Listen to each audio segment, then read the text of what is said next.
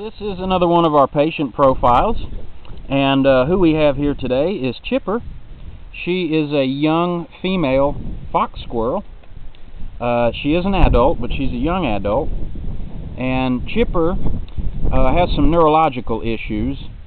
She was the victim of a cat attack when she was very young, and I was called to rescue her. Some homeowners found her in their flower bed, and there was a domestic house cat hanging around near, so it was pretty well assumed that she had been attacked by this house cat, and she was paralyzed, and so I went over that day and retrieved her, and she did have 4 puncture wounds in her skull, and she was completely paralyzed at the time. All she could do was blink her eyes, and she did have puncture wounds in her cranium. And so she was paralyzed for I'd say at least the first 3 or 4 days. All she could do was blink her eyes at me, but I put her right away on some anti-inflammatories and some pain medication and antibiotics, and she slowly but surely started to regain some of her mobility.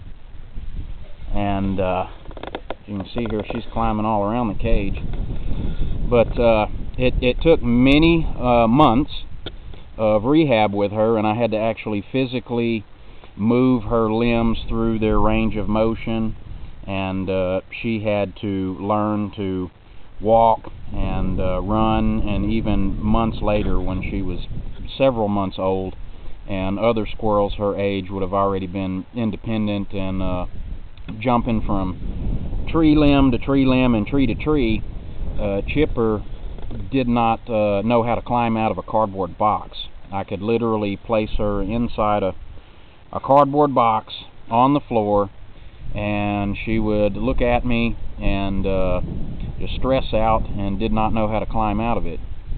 It wasn't until at one point I discovered that she really loved dehydrated banana chips like that come in trail mix. I give those on occasion to the squirrels around here as treats, and she really loved those suckers so much it seemed she'd do anything for them, so I kind of used those to entice her, and using that I was able to teach her to climb.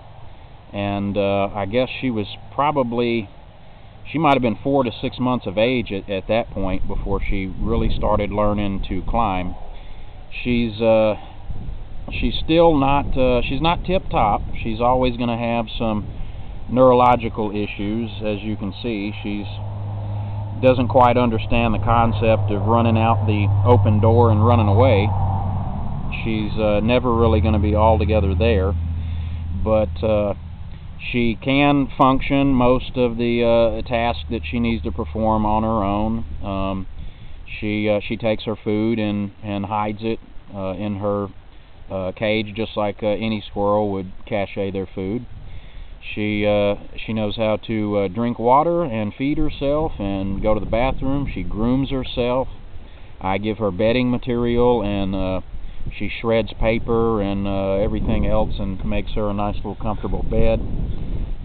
So she's got all the basic tasks down that she needs to be able to know how to perform. The one thing I have to do for her is we have to shell all her acorns and pecans and whatnot for her, because she doesn't understand the concept really of just eating the meat. She'll shell the pecan or the acorn, but then she eats the hull and all, and that's dangerous for her. She's actually gotten a blockage from that once, and I had to treat her for that.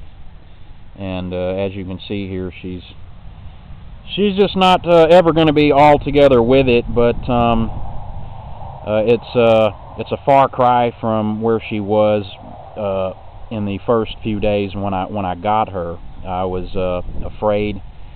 As you can imagine, the first week or so I had her, and she's completely paralyzed. It looked like she was going to be a vegetable, and I was afraid that I would have to euthanize her, but I like to give everything time.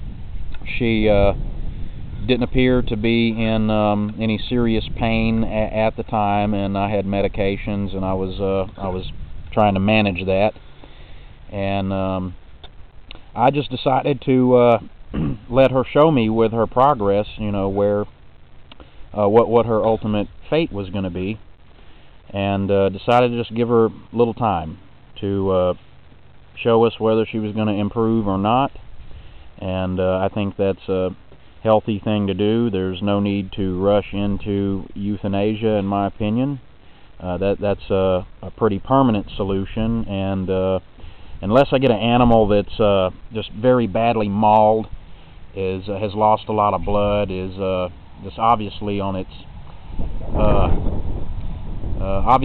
way out, then I will euthanize to alleviate the pain and suffering. But if I get an animal that it's still kind of up in the air and they're not suffering too much, I'm going to give them time. And so, in her case, I'm glad that I did, and she's shown this remarkable improvement here. She'll just always be in this eternal kind of baby state where she just simply can't be independent, but she can help us by being an educational ambassador for squirrels, and also to show what's possible with certain treatments if you actually put the time in and the effort. And so perhaps in the coming year, Chipper may go to a sanctuary with a rehabber that I know in another part of Texas, and that is because this is a very small rescue here, and really we specialize in reptiles, but we tend to get full up pretty quick, being that this is a smaller organization. So when we can find a placement for something, it's best to move them out to a facility that's got a little more funding or space. But certainly we always try to do everything we can here, and I don't euthanize anything or turn any injured animal down whatsoever for a lack of space or funding. We'll do whatever we can to help that animal out. It doesn't matter what species it is, and if I can't help it, I'll find somebody that can, if there's just nothing I can do for it at the moment.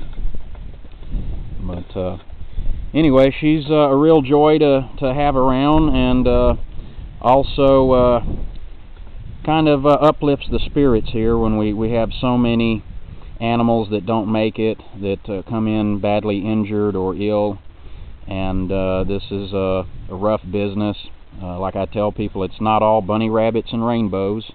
Everybody kind of sort of has that concept about animal rescue from watching reality shows and whatnot, but it is a sad business. A lot of these animals don't make it. There's a lot of sad stories behind this, and so whenever we get one that we can save, even if they may never be able to be returned to the wild, if they show that they can adjust with some assistance, and that they may be all right in a captive setting as an educational animal, then that kind of uplifts our spirits to have a success story, even if it's a marginal success like this one.